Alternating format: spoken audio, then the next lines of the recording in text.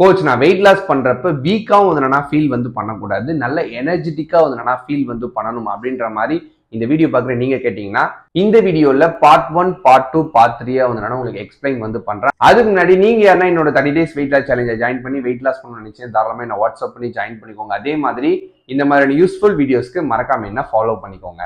Part 2 நிறைய பேர் weight loss பண்றப்ப ஏன் வந்து வீக்கா ஃபீல் பண்றாங்க அப்படின்னா அவங்களோட ஃபுட்ல வந்து சஃபிஷியன்ட்டா அவங்க ப்ரோட்டீன் வந்து எடுக்கிறதே கிடையாது. ஆக்சுவலி உங்களோட பாடி வெயிட் வந்து எவ்வளவு இருக்கோ, அதாவது உங்களோட ஐடியல் வெயிட் வந்து எவ்வளவு இருக்கோ அதுக்கு தகுந்த ப்ரோட்டீன் இன்டேக் வந்து நீங்க டெய்லி பேசிஸ்ல வந்து சாப்பிடணும்.